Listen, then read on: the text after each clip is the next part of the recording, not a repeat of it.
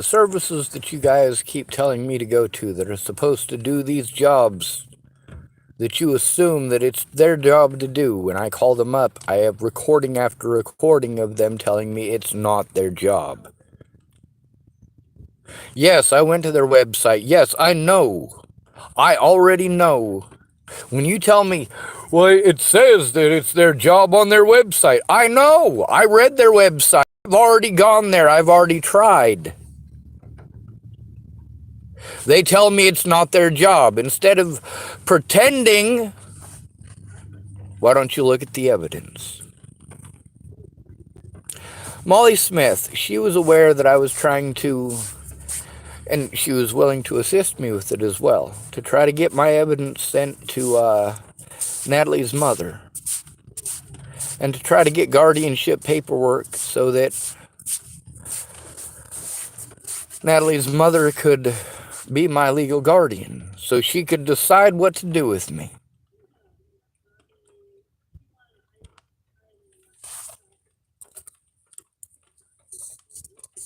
Yeah, it's a desperate thing to do, but at that point, I needed her to know how much abuse I was going through.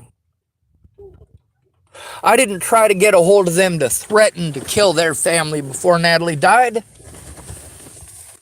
You can see in my messages, there are no threats against Natalie's life. There are no threats against her friends' lives. There are no threats against her family's life. There are zero threats against anyone's life.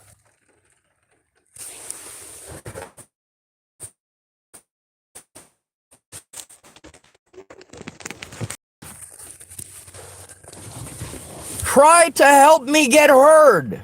Instead of going out of your way to say, it's not going to work, it's not going to work, it's not going to work, and do absolutely nothing until it's too late for it to work. Speak up! I'm telling you about abuse! I'm telling you I'm not being heard!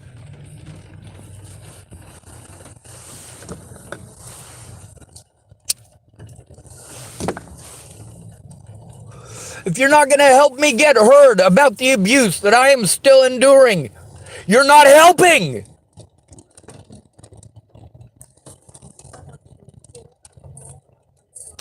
If you're going to throw assumptions in my face instead of finding out what's going on, that's your fuck up, not mine.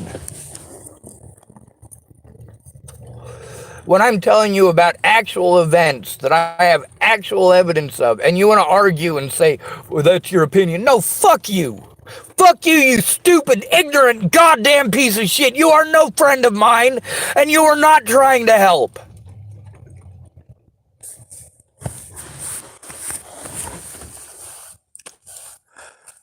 I send people evidence, and they got bored with it. I sent them a tiny, tiny fraction of a percentage of what I've got, and they were overwhelmed. Couldn't deal with it, couldn't handle it. People had meltdowns in front of me when they saw what I actually have.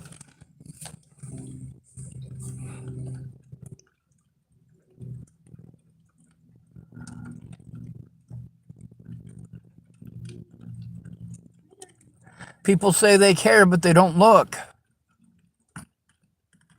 I try to show them. I tried to show all of these people in person before Natalie died.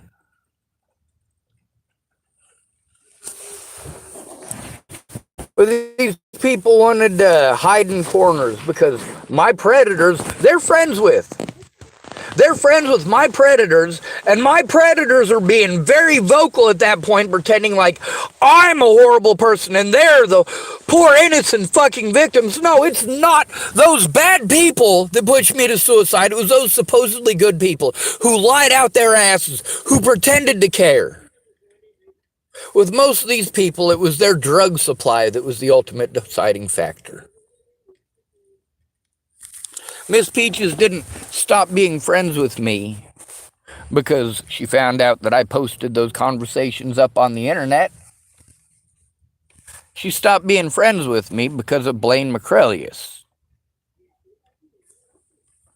Listening to her drug dealer was more important than listening to her friend. Not my fault. I didn't make these people cowards. The things that I recorded in those conversations would have made a difference. It would have made a difference had they tried instead of telling me that they couldn't. Until it was too late, until the statute of limitations was over, until I had to do desperate things because all of the abuse that I was going through, nobody cared. Nobody cared enough to speak up and make actual police reports. Meanwhile, I was denied the right to make police reports. I was assaulted repeatedly and had bogus fucking charges pressed on me and was never allowed to defend myself in court. They dropped the charges, but it was fine because by that point, they'd already done their job by slandering my name. They didn't have anything on me, but they didn't look at anyone else. They weren't interested in anyone else. That is obvious by their behaviors, by their decisions, by how long it took to go get Joseph Michael Lopez. But they just assumed that those phone calls were from me and not bother to go find out where it was actually at, who it actually belonged to. Why did it take them so fucking long? Why? You know why it is that they looked at me first? Because all the people that I went to for help before Natalie was killed, well, they didn't actually help. It's not that I didn't go for help. It's not that I didn't try to get help. It's that people wanted to blow me off. Now, Meg wants to say that her and she wants to speak for other people, of course, and these other people are doing these things because they're good people. No, Penny Cooper is not doing her job. She is paid for that. She doesn't do it out of the kindness of her heart, and she's not a good person. If their job is to advocate for me and to help me with those things, they need to actually do that.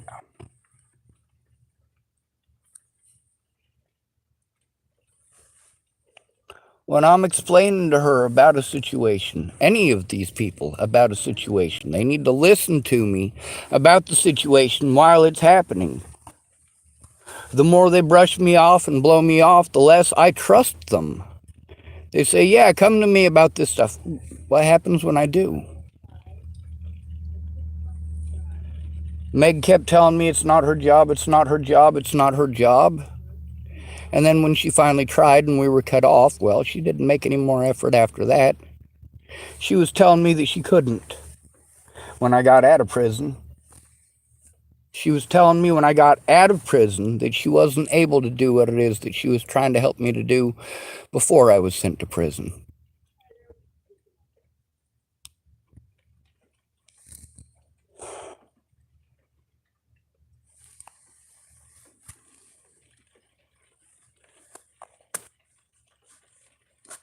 The thing is, when people's rights are violated, it wasn't just mine. Megan Messigatis' rights were violated as well.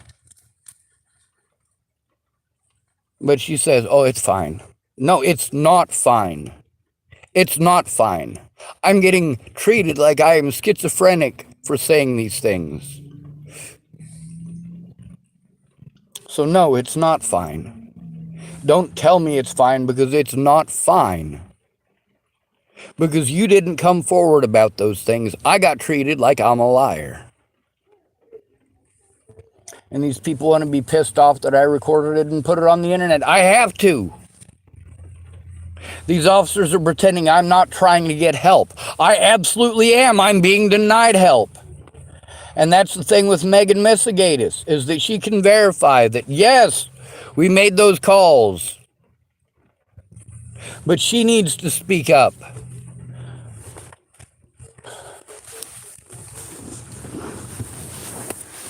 Not just when prompted and begged to do so.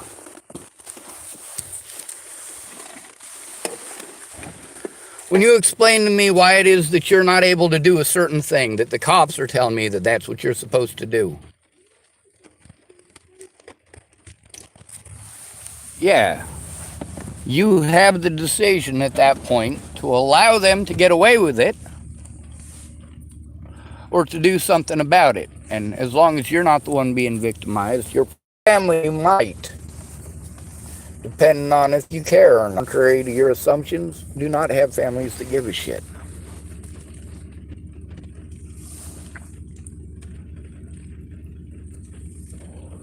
I need a guardian because I don't have a family that's going to help. The problem is that these people have a job to do, and once they realize that there's nobody in my corner, it's just me, then they blow me off. That's when they know that they don't have to do their jobs, and so they just simply don't. The reason I was able to get some stuff done when Megan was making those phone calls with me is because she literally made them with me. Would have been a lot easier to do if she was in the same room with me.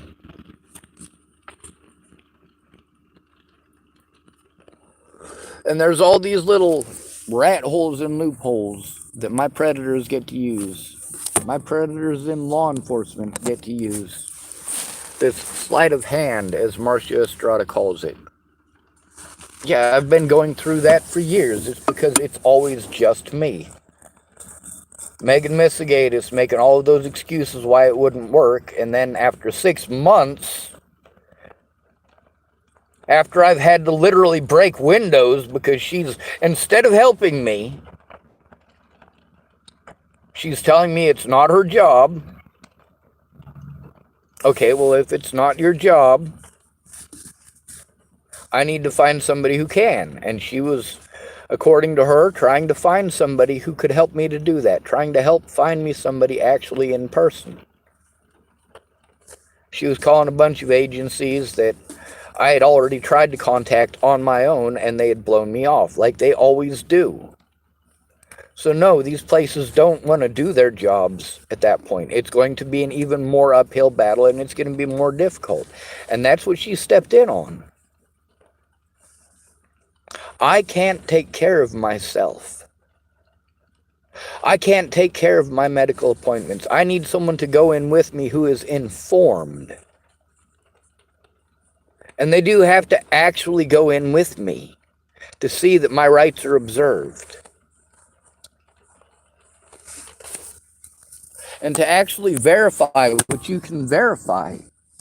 Because when I go in alone, it's in one ear and out the other. If Ms. Peaches had actually spoken to Alyssa Rainwater and they had worked together like my predators were doing, just not the way that my predators were doing, because see, my predators were committing crimes against me and then taking me to court playing victim when I have a fucking meltdown over the fucking abuse that I'm going through at the hands of these people. But I don't have any help. None of these fucking druggies that are my friends are actually going to help. None of these drunks are actually going to help. None of these people whose spouse or significant other did something fucked up. That's the thing with Tabby. That's the thing with Joanna Taylor Smith. Joanna Taylor Smith didn't assault me. Derek Parrish did, her significant other.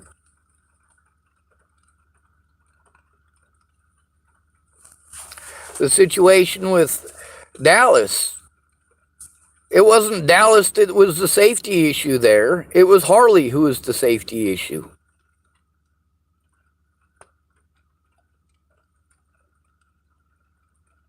I don't get to make your decisions for you.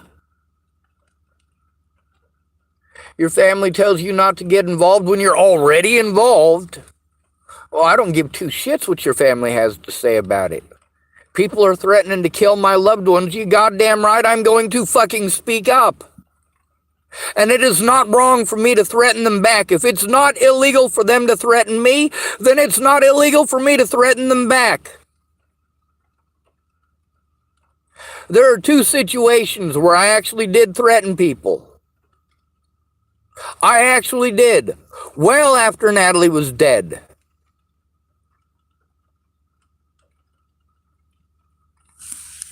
And I was very specific as well.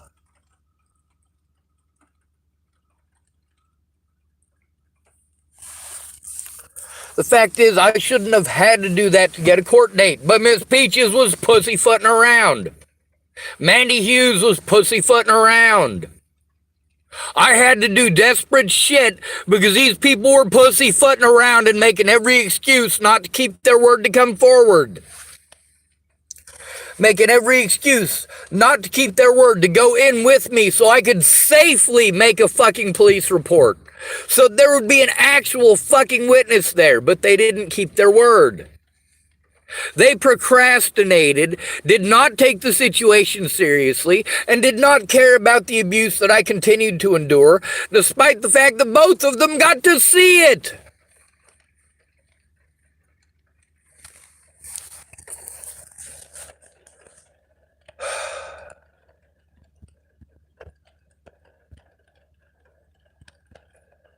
And then they get pissed off because when they didn't keep their word, I spoke up.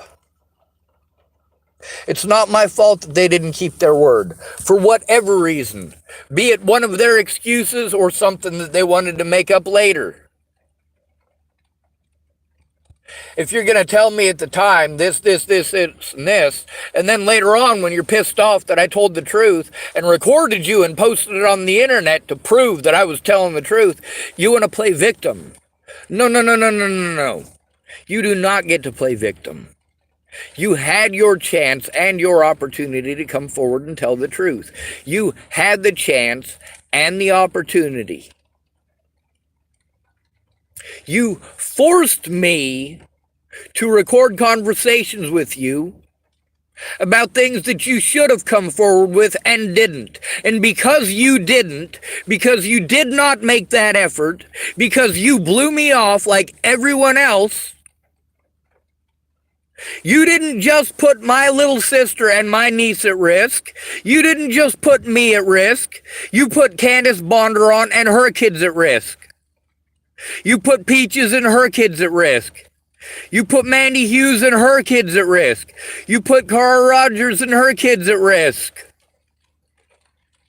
You put these people's lives at risk. When they told me that they had their lives threatened and their kids threatened, I spoke up. You want me to shut up? No, I will not.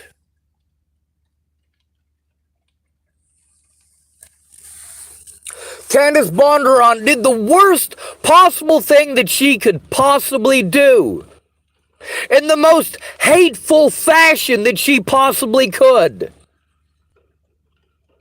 And she went out of her way to omit the truth. That's called framing. It's against the law. She was intentionally attempting to make me a target because I told the truth. Just like Megan Missigatis. When Megan Missigatis wants to say, oh, it's fine. No, it's not fucking fine. It's not fine. It's not. When Candace Bond she had to shut down her Facebook because people were taking pictures of her old living room, because one of my videos that I made there, it's got 3 pictures in the background. When I first got there, I tried to take those pictures down. She said, no, it's all right. It'll be all right. And then, after I made that video, so I'm going to shut down my Facebook. I'm like, you should call the cops. No, Sean, it's okay. No, it's not fucking okay. I get treated like I'm schizophrenic because you didn't come forward about those things. Because you didn't tell the truth. Either you lied to me about those people doing those things, or they actually did them. Which is it, Candace Bondurant?